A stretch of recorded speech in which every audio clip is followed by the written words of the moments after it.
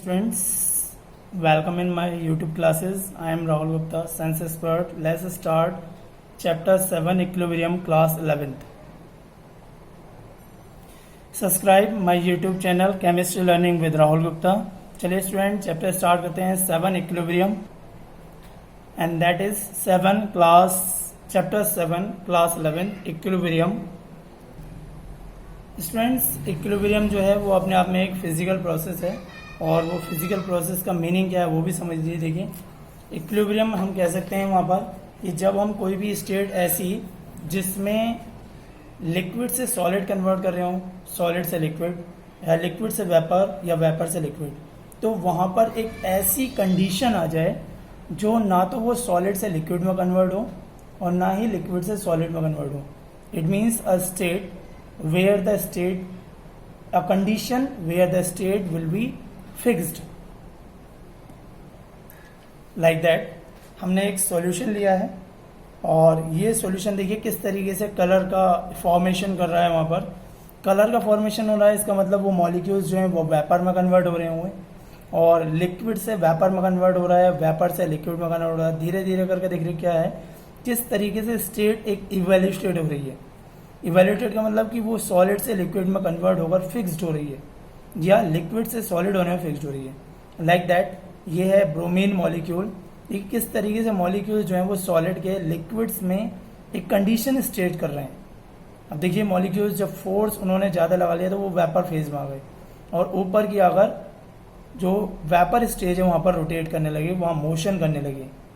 So we can say that when a liquid evaporates in a closed container, molecules with relatively higher kinetic energy escape the liquid surface into vapor phase, and number of liquid molecules from vapor phase strike the liquid surface and are retained in liquid phase. तो वहाँ पर क्या है, एक equilibrium की stage formed हो जाती है जैसे कि आप इस स्टेज में देख पा रहे हैं. यहाँ पर कलर का फॉर्मेशन हो रहा है ऊपर के एटमॉस्फेयर में. तो सिस्टम यहाँ पर क्या कहलाएगा, यहाँ पर एक सिस्टम कहलाएगा इक्विलिब्रियम स्टेट. देखिए जैसे कि ब्रोमीन लिक्विड से ब्रोमीन गैस में कन्वर्ट हो रहा है. दिख रहा है स्टूडेंट्स आपको, ब्रोमीन लिक्विड से गैस में कन्वर्ट हो रहा है. तो इवेपोरेशन और कंडेंसेशन दोनों प्रोसेस हो रहे हैं. वहीं हम वाटर का एग्जांपल ले सकते हैं, जैसे कि वाटर लिक्विड से वेपर में कन्वर्ट हो. तो स्टेट वहाँ पर क्या होनी चाहिए, एक दूसरे में इंटर कन्वर्जेबल होनी चाहिए इक्विलिब्रियम स्टेज पर. So we can say that double half arrow indicates that the processes in both the direction are going on simultaneously. The mixture of reactants and products in the equilibrium state is called an equilibrium state. अब equilibrium में दो type का रहता है, एक dynamic रहता है. पहले डायनेमिक की बात कर लेते हैं. डायनेमिक में क्या होता है, जब रिएक्टेंट एक क्लोज वेसल में एक पर्टिकुलर टेम्परेचर पर रखा गया और वो प्रोडक्ट दे रहा हो रिएक्शन करने के बाद. So the concentration of reactant keep on decreasing, while those of product keeping on increasing for some time, after which there is no change in the concentration of either of reactant or product. This stage of system is called dynamic equilibrium. जैसे कि आप ये example दे सकते हैं, solid से liquid, liquid से gas, gas से liquid, liquid से वेपर, वेपर से लिक्विड. देखिए किस तरीके से सॉलिड वाटर जो है वो लिक्विड में कन्वर्ट हो रहा है. बस टेम्परेचर का इफेक्ट होगा वहाँ पर, या आपका वाटर जो है वो फ्रीज हो रहा होगा. तो हम केमिकल इक्विलिब्रियम किसे कहेंगे. देखिए केमिकल इक्विलिब्रियम क्या है, based on the extent to which the reaction proceed to reach the state of chemical equilibrium, they may be classified in 3 groups. First, the reaction that proceed nearly to competition and only negligible concentration of the reactant are left. In some case it may not be even possible to detect these experimentally. Like that, no exchange of heat between the system and the surroundings. Second one, the reaction in which only small amount of product are formed and most of the reactant remains unchanged at equilibrium state. जैसे कि आपको यहाँ पर state में condition में देख सकते हैं. Third state, the reaction in which the concentration of the reactant and products are comparable when the system is in equilibrium. जब आपका सिस्टम इक्विलिब्रियम रहेगा तो कुछ कंडीशन से अप्लाई होती हैं जो कि मैंने अभी आपको बताई. अब आयनिक इक्विलिब्रियम की बात करते हैं. एक नेक्स्ट टर्म है आपकी आयंस में कन्वर्ट होना, आयन इक्विलिब्रियम. दिख रहा है आपको, ये गैस वेपर इक्विलिब्रियम रिप्रेजेंट कर रहा है. गैस से लिक्विड और लिक्विड से वेपर में कन्वर्ट हो रहा है. ठीक है। So that state is in equilibrium जब आपकी कोई भी स्टेज इंटरचेंजेबल है, जैसे कि वाटर के लिए देख सकते हैं आप, तो ये मैनोमीटर लगा हुआ है जिससे पता चल रहा है कि वो स्टेज जो है स्टेब्लिश्ड हो गई है। यहाँ पर आपका वाटर जो है वेपर में कन्वर्ट हो रहा है। देखिए ये बाहर किस तरीके से वेपर का एक प्रेशर पड़ रहा है और वो उस मैनोमीटर को बाहर निकाल रहा है। अब आयनिक इक्विलिब्रियम की बात करते हैं, तो आप इसे एक्सप्लेन क्या करेंगे, कैसे करेंगे, ये भी समझ लीजिए। How do you explain this. जो ये स्टेज है या जो वेपर फॉर्म्ड हो रही है, तो वो स्टेज जगह तो ले रही है, वाटर कम हो रहा है और इसका इफेक्ट भी मैनोमीटर पे पड़ रहा है, बट वो हमें दिखाई नहीं दे रही है, वहाँ पर कुछ शो नहीं हो रहा है। उस चीज़ को शो करना भी बहुत ज़रूरी है। वो देखिए यहाँ पर वाटर है, वहाँ पर वाटर वेपर है, but we will not describe that where is water vapour molecules and how is the pressure is affected that state. दिख रहा है स्टूडेंट्स, ये तो अपने आप में क्या है, एक फिजिकल प्रोसेस, बस स्टेट चेंज हो रही है। और स्टेट कैसे चेंज हो रही है, सॉलिड से लिक्विड में, लिक्विड से गैस में, गैस से लिक्विड्स में और लिक्विड से सॉलिड में। अब यहाँ पर इवेपोरेशन और कंडेंसेशन दो स्टेज यहाँ पर वर्किंग कर रही हैं और दोनों ही स्टेज में जो है वो एक दूसरे में इंटर कन्वर्जेबल है स्टेट। ये दिख रहा है स्टूडेंट्स आपको। देखिए मॉलिक्यूल्स किस तरीके से धीरे धीरे कर कर फिक्स हो रहे हैं और उसमें एनर्जी लॉस कर रहे हैं। दिख रहा है आपको स्टूडेंट्स। वीडियोस पसंद आए तो वीडियोस को लाइक जरूर करें, चैनल सब्सक्राइब करें। Channel name chemistry learning with Rahul Gupta. Class 9 से 12 तक की सारी वीडियोस इस पर मिलेंगी आपको, हर चैप्टर की बिल्कुल एक्सप्लेनली विथ फिगर एवरीथिंग।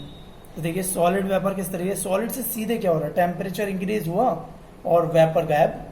जैसे कि आपका कैम्फर रहता है, नेफ्थलिन रहता है, आयोडीन बॉल्स रहती हैं, तो वो सब्लिमेशन प्रोसेस रहता है जहाँ सॉलिड वेपर रहता है। ठीक है स्टूडेंट्स। तो आयनिक यदि हम बात करें तो आयनिक क्या चीज़ है, जब कोई भी प्रोसेस करा जाए केमिकल या आपका फिजिकल, और उसमें जो आपका इक्विलिब्रियम स्टेज है वो आयनिक सॉल्यूशन आयंस में कन्वर्ट हो जाए, जो आपका सॉल्यूशन है वो किस में कन्वर्ट हो जाए, आयंस में कन्वर्ट हो जाए, तो उसे हम बोलते हैं आयनिक इक्विलिब्रियम। फिजिकल प्रोसेस में देख लीजिए फेज ट्रांसफॉर्मेशन क्या होता है, the characteristics of system at equilibrium are better understood if we examine some physical processes.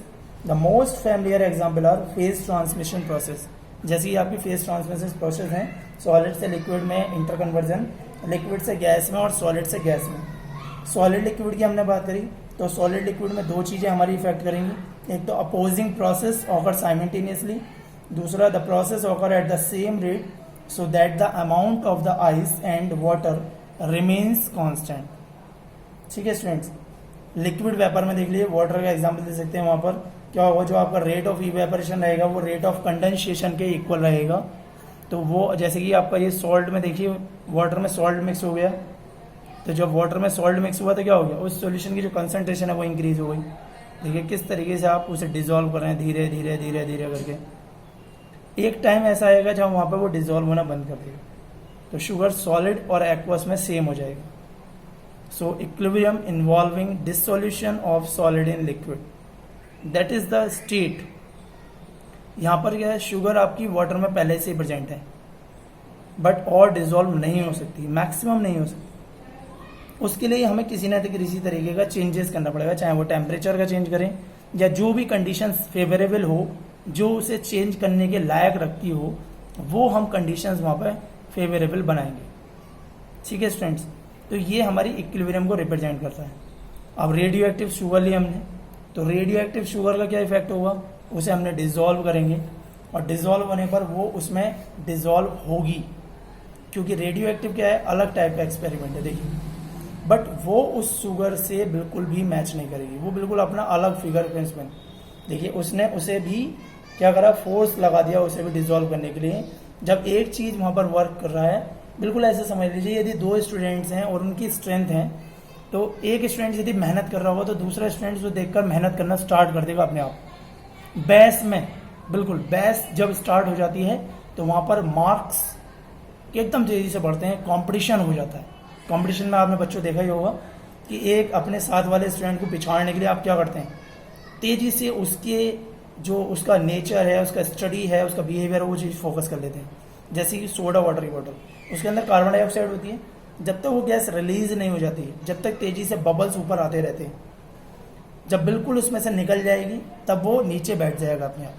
कई बार ऐसा क्या होता है, कार्बन डाइऑक्साइड के साथ जो वो सोडा रहता है वो भी तेजी से बाहर निकलता है, तो वो मॉलिक्यूल्स तो अंदर प्रेजेंट है पर वो फोर्सफुल नहीं है, इक्विलिब्रियम स्टेज बनाए हुए हैं, बट जैसे ही उसका प्रेशर ओपन हुआ, प्रेशर कम हुआ, वो तुरंत बाहर निकल जाएंगे। और ये हेनरी लॉ ने बताया था, the mass of a gas dissolved in given amount of a liquid at any temperature is directly proportional to the pressure of gas present in equilibrium with the liquid. Understand students?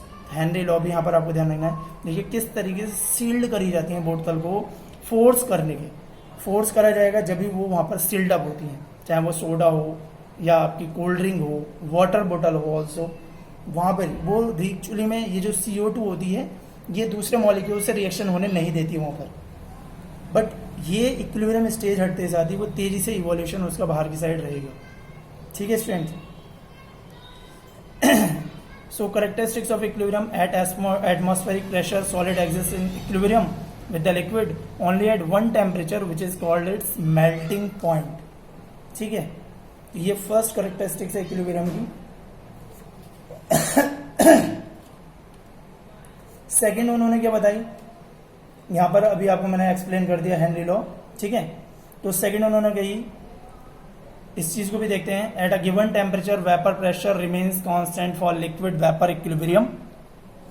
किसी भी temperature पर vapour pressure जो रहेगा वो same रहेगा liquid के लिए भी और वेपर इक्विलिब्रियम के लिए भी। बहुत इंपॉर्टेंट फैक्ट है इक्विलिब्रियम के, नोट करते चलिएगा। Eight a given temperature solubility remains constant for the dissolution of solids in liquids, also an important type. देखिए किस तरीके से वहां पर रिप्रेजेंट हो रहा है सॉलिबिलिटी। तो ये फिजिकल प्रोसेस में कैरेक्टरिस्टिक्स हैं। Next, at a given temperature the concentration of a gas in a liquid is directly proportional to the pressure of gas over the liquid. जैसे ये सोडा वाटर में है, आपका प्रेशर की वजह से वो गैस प्रेजेंट है वहां पर लिक्विड के ऊपर। ठीक है students? So these are the general characteristics of equilibrium which explained that equilibrium is dependent on the physical process. At a given temperature, equilibrium can only be achieved in a closed system. Close system में equilibrium stage establish आसानी से की जा सकती है। ठीक है students? तो वहां पर हमारे बहुत सारे एग्जांपल हैं। लिक्विड वाटर के लिए वाटर का ले सकते हैं यहाँ पे एग्जांपल। ठीक है, इसके अलावा आप CO2 का ले सकते हैं। At equilibrium both the opposing tendency occurs at the same rate and hence a dynamic yet stable status is established. That is important fact.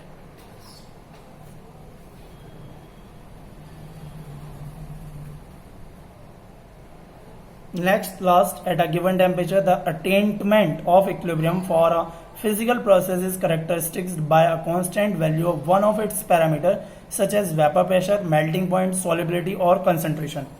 देखिए यहाँ पर कुछ पैरामीटर्स भी ऐसे इफेक्ट करेंगे, जैसे वेपर प्रेशर है, मेल्टिंग पॉइंट है, सॉलिबिलिटी है।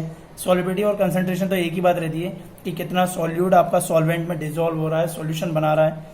Next, at equilibrium all the measurable properties of the system remains constant. जितनी भी मेजरेबल प्रॉपर्टीज होती हैं वो सब कांस्टेंट रहती हैं, लाइक A+B रिवर्सिबल C+D। ये केमिकल प्रोसेस पर हम बात करेंगे इक्विलिब्रियम में। अब यहाँ तक हम बात कर रहे थे फिजिकल प्रोसेस पर, अब हम बात करेंगे केमिकल इक्विलिब्रियम पर। तो देखिए केमिकल इक्विलिब्रियम क्या है, वहां पर पहले लॉ समझेंगे। रिवर्सिबल रिएक्शन होती हैं, बैकवर्ड होती हैं, फॉरवर्ड होती हैं, अलग अलग टाइप की रिएक्शंस होती हैं केमिस्ट्री में, और यही चीज समझना जरूरी है। इसलिए हम डायनेमिक इक्विलिब्रियम में समझेंगे। तो जब कोई भी रिवर्सिबल कंडीशंस होती है वो इक्विलिब्रियम स्टेज को ही अटेंड करती है। ठीक है, तो dynamic nature of chemical equilibrium can be demonstrated in the synthesis of ammonia by Haber process. In a series of experiments, Haber started with known amount of dihydrogen and dinitrogen maintained at high temperature and high pressure, and at regular intervals determined the amount of ammonia present. देखिए nitrogen और hydrogen का combination लेगा तो वो वहां पर जब high pressure high temperature eligible करेगा, कैटलिस्ट यूज करेगा, प्रमोटर यूज करेगा, तब वो एक स्टेज बनाएगा जो कि टेम्परेचर पर बेस्ड होगी। ठीक है, यहाँ पर हम इस चीज पर बात नहीं करेंगे क्योंकि यहाँ पर जो है वो स्टेज उन्होंने एक जनरल डेफिनेशन से भी एक्सप्लेन कर दिया। जैसे आप इस चीज में देख सकते हैं यहाँ पर कैसे इफेक्ट पड़ेगा। यहाँ पर अब कैल्शियम कार्बोनेट है, हीट करना स्टार्ट किया 1200 डिग्री केल्विन पर, क्या बन जाएगा?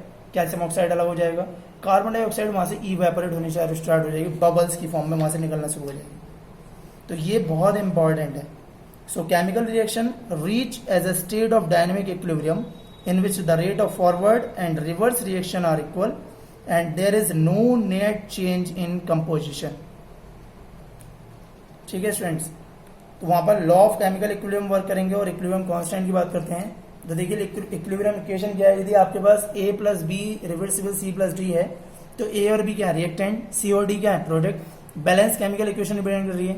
On the basis of experimental studies of many reversible reaction the Norwegian chemist Cato Maximilian Guldberg and Peter Waage proposed in 1864 that the concentration in an equilibrium mixture are related by the following equilibrium equation like Kc equal to C D concentration upon A B concentration. देखिए graph देख लीजिए यहाँ पर कैसा graph represent होगा आपका die nitrogen के. यहाँ पर जो आपका ये फैक्ट है कंसंट्रेशन और इक्विलिब्रियम स्टेज के लिए है टाइम के बेस पर, कंसंट्रेशन और टाइम के बीच में है. ठीक है, एक इक्विलिब्रियम स्टेज को किस तरीके से यहाँ पर रिप्रेजेंट हो रहा है वो चीज देख लीजिए. एक लोअर से हायर की तरफ जाएगा और एक हायर से लोअर की तरफ जाएगा. दिख रहा है आपको, देखिए ये डायनामिक इक्विलिब्रियम आया आपके पास बीच में बिल्कुल, और फिर ये जो ऊपर की तरफ चला जाएगा एक स्टेट फॉरवर्ड प्रोसेस के लिए. देख लीजिए तो रिवर्स प्रोसेस वहां पर क्या इफेक्ट करेगा उस चीज को भी समझ लीजिए तेजी से.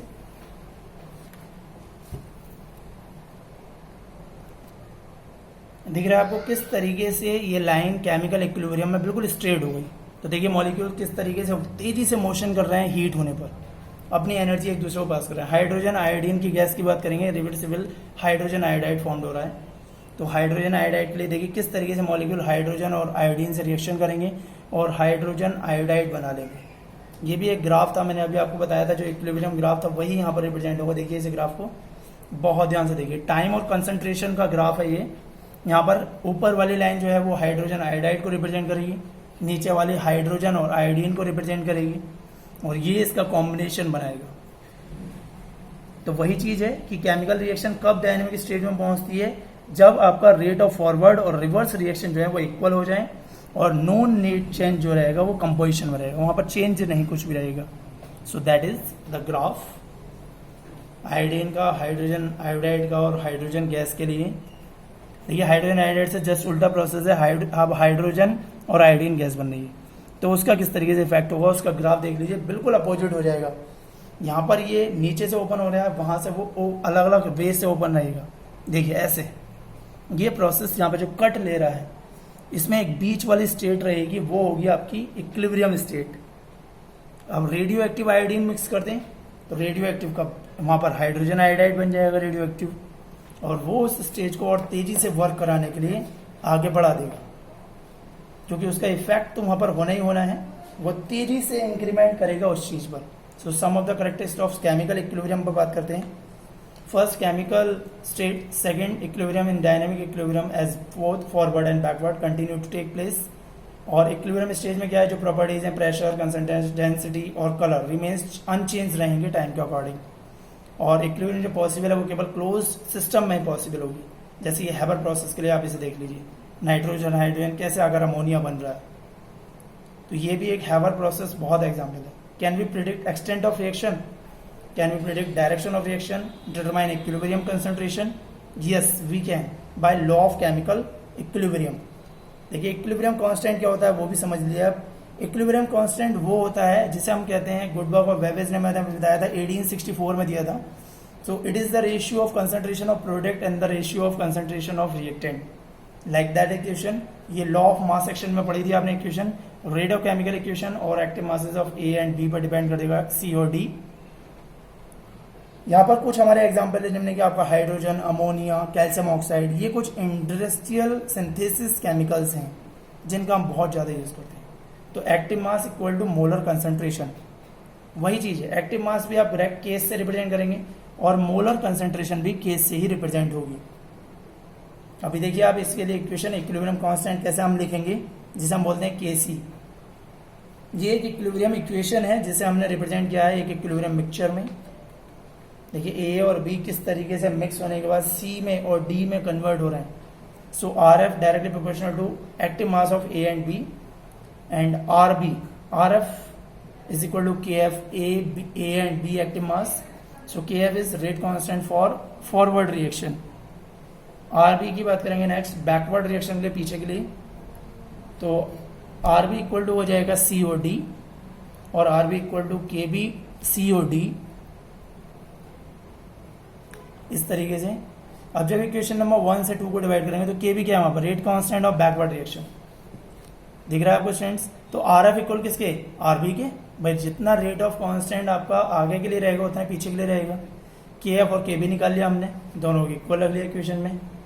तो किसके, K F upon K B equal हो जाएगा concentration of C and D upon concentration of A and B, यानी कि रिएक्टेंट की कंसंट्रेशन अपॉन प्रोडक्ट की कंसंट्रेशन, जो कि इक्वल होगा के सी के। Equilibrium constant of the reaction is K C, that is the ratio between the active mass of the product and reactant. K C is expressed in मोल पर litre. ठीक है, अब एक example ले लेते हैं मॉलिक्यूल्स के बेस पर। देखिए 1111 मॉलिक्यूल्स हैं सबके। तो आपका जो हो जाएगा वो हो जाएगा के सी इक्वल टू के एफ अपॉन के बी। अब दोनों की वैल्यू क्या हो जाएगी, ए और बी में पावर लिए, ये फॉर्मूला प्रूफ करना समझ लीजिए यहाँ पर।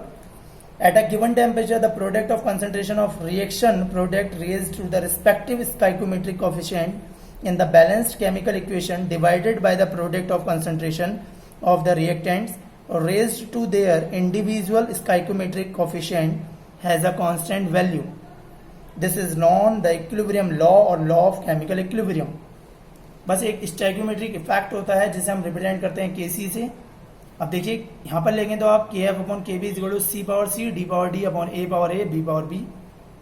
उसके लिए आप के सी से रिप्रेजेंट कर सकते हैं इसे। तो ये फॉर्मूला प्रूफ हो पाएगा। इक्विलिब्रियम कांस्टेंट क्या है, equilibrium constant for the reverse reaction is the reverse inverse of the equilibrium constant for the reaction in the backward reaction. Backward reactions के लिए वहां पर इफेक्ट करेगा। ठीक है स्टूडेंट्स, अब देखिए K C dash is equal to 1 upon K C हो गया। अब के सी डैश क्या है यहाँ पर, ये आपके लिए एक इक्विलिब्रियम कांस्टेंट का इनवर्स है जो फॉरवर्ड डायरेक्शन को प्रोसीड करेगा। जैसे हाइड्रोजन और आयोडीन के लिए ले लीजिए आप, रिवर्सिबल हाइड्रोजन आयोडाइड, तो के सी के लिए निकाल लिया आपने वैल्यू। ये तो आपका आया फॉरवर्ड के लिए। अब बैकवर्ड के लिए, बैकवर्ड क्या हो जाएगा, के सी डैश हो जाएगा उल्टा उसका। तो यदि ये एक्स है तो जस्ट अपोजिट रिएक्शन आपने ले ली, वहां पर के सी डैश निकल पाएगा ये। और के सी डैश के सी का जस्ट इनवर्सली प्रोपोर्शनल रहता है। ये चीज आपको बहुत ध्यान रखनी है। ठीक है, और इसकी रिएक्शन मैंने अभी डेफिनेशन आपको बताई वहां पर कि क्या इफेक्ट रहता है उसका। So K C dash is equal to 1 upon K C, that is important. तो दो टाइप की केमिकल इक्विलिब्रियम रहती है, होमोजीनियस, हेट्रोजीनियस। पहले हम बात करेंगे होमोजीनियस की। तो होमोजीनियस वो होती है जहां पर जो आपकी गैस है वो गैस में रहे। यदि एक्वस है तो सब एक्वस में रहे, यानी कि the state of the reactant and product will be same. Gas phase है तो गैस में रहें, लिक्विड है तो लिक्विड में रहें। We can say that in an homogeneous system all the reactant and product are in the same phase. Gases हैं तो गैस में। हेट्रोजीनियस की बात करेंगे तो हेट्रोजीनियस क्या है, जहां पर उनकी फेज अलग रहेगी। भाई यदि लिक्विड है तो गैस में हो सकता है, सॉलिड है तो लिक्विड में हो सकता है, लिक्विड है तो गैस में होगा। जैसे ये एग्जांपल आपके solid liquid solid gas phase के लिए, वहां जस्ट अपोजिट रहता है। ठीक है स्टूडेंट्स, तो ये चीज आपको ध्यान से समझना है। Pressure of gas is directly proportional to concentration. अभी इक्विलिब्रियम कांस्टेंट की एप्लीकेशन की भी बात करेंगे। ये चीज आपको यहां तक समझ में आया। PV is equal to NRT आपने पढ़ा था। अब प्रेशर के बेस पर बात करें, equilibrium constant in gaseous system कैसे कैलकुलेट करेंगे। तो देखिए हमने केपी निकाल लिया यहाँ पर, बिल्कुल वही प्रेशर जैसे आपका कंसंट्रेशन के लिए था वही प्रेशर के लिए आ गया। अब आर क्या है वहां पर, gas constant, T absolute temperature रहेगा। अब पी की वैल्यू पुट कर देंगे वहां पर। अब जब पी पुट करोगे आप तो number of moles upon volume in litre is equal to किसके, मोलर कंसंट्रेशन के, P is equal to C R T. अब सी आर टी पुट कर दीजिए दोनों में। केवल कंसंट्रेशन ही तो इफेक्ट कर रही थी, आर और टी तो फिक्स रहेगा। तो आप कह सकते हैं K P is equal to C power C D power D upon A power A B power B, R T की whole power C plus D minus A plus B. अभी देखिए आप यहाँ पर के पी और के सी में रिलेशनशिप निकल के आएगा यहाँ से। ये देखिए के सी की वैल्यू आपने अभी बताई थी इक्विलिब्रियम कांस्टेंट में। अब हम के पी प्रूफ कर रहे हैं तो के पी के लिए भी देखिए आगे। दिख रहा है आपको किस तरीके से वहां पर फॉर्मूला आपको प्रूफ होना है। ये कंसंट्रेशन थी यहाँ पर ABCD रिएक्टेंट और प्रोडक्ट की, और ये आपका आ गया प्रेशर पर इक्विलिब्रियम कांस्टेंट।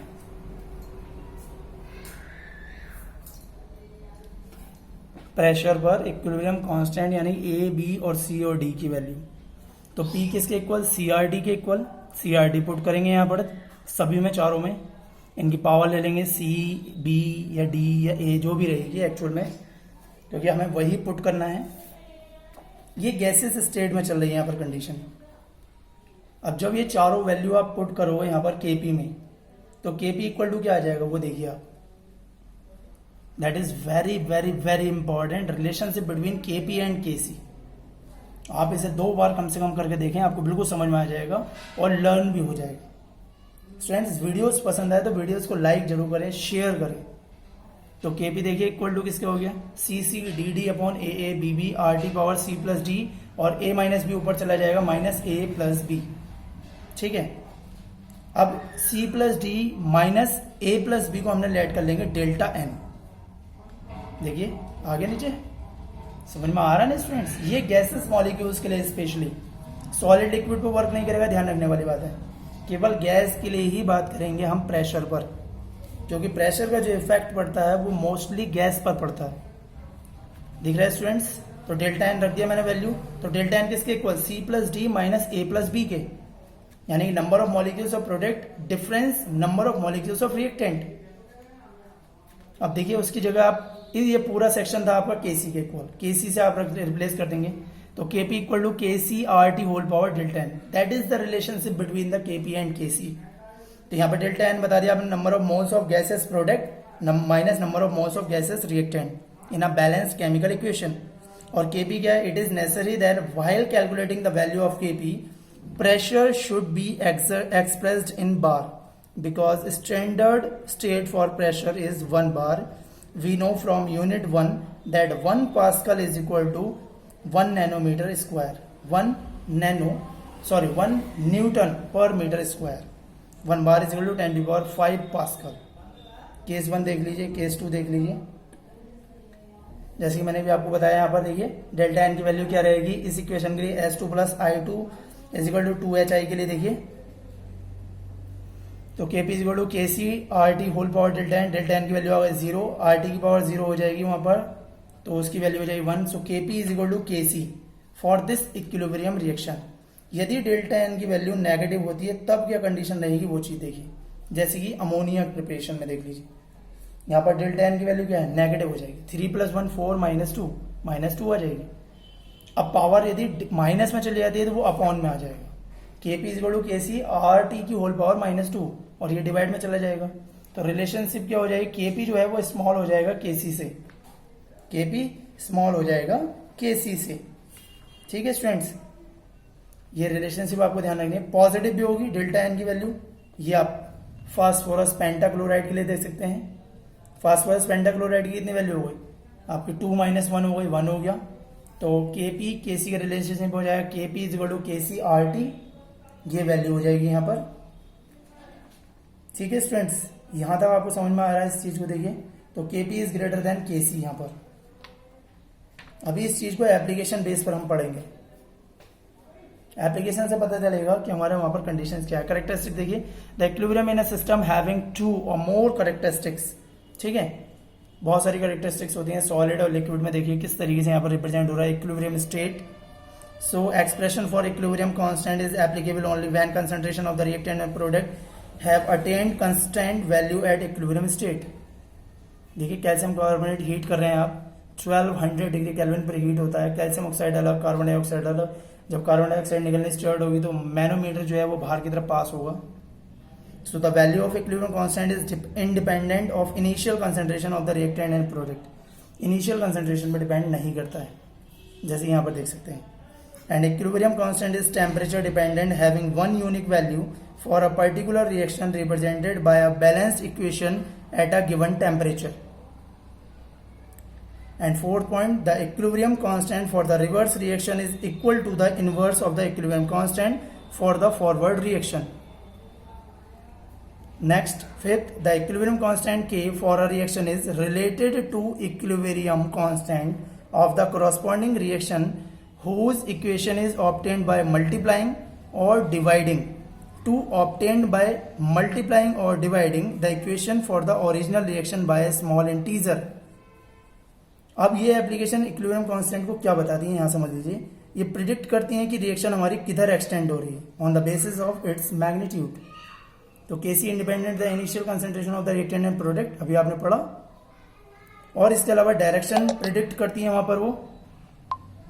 इन इक्वेशन के लिए देख सकते हैं तीनों इक्वेशन के लिए स्टेप अलग अलग है, अमाउंट अलग अलग, तो उसकी वैल्यू भी अलग अलग. और ये टेम्परेचर 731 पर वैल्यू दे रही है. देखिए कैसी वैल्यू, पहले वाले के लिए 46.4 आई वैल्यू निकल गई. तो वो इनिशियल कंसंट्रेशन पर डिपेंड नहीं करता. इसके अलावा इक्विलिब्रियम कंसंट्रेशन कैलकुलेट करने का वर्क करता है. एक इक्विलिब्रियम कांस्टेंट देख लीजिए, ओनली चेंज विद टेम्परेचर 298 400.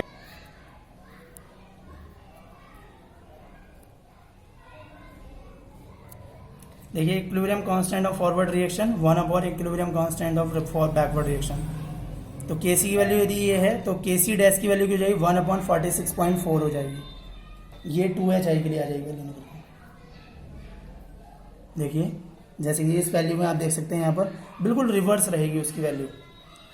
दिख रहा है स्टूडेंट्स आपको. तो ये जो वैल्यू रिवर्स रिप्रेजेंट करेगा. अब इक्विलिब्रियम कांस्टेंट की बात कर लेते हैं. देखिए इक्विलिब्रियम कांस्टेंट इक्वेशन के बेस पे समझते हैं. K dash P is equal to K square P. इस इक्वेशन के लिए देख लीजिए यहाँ पर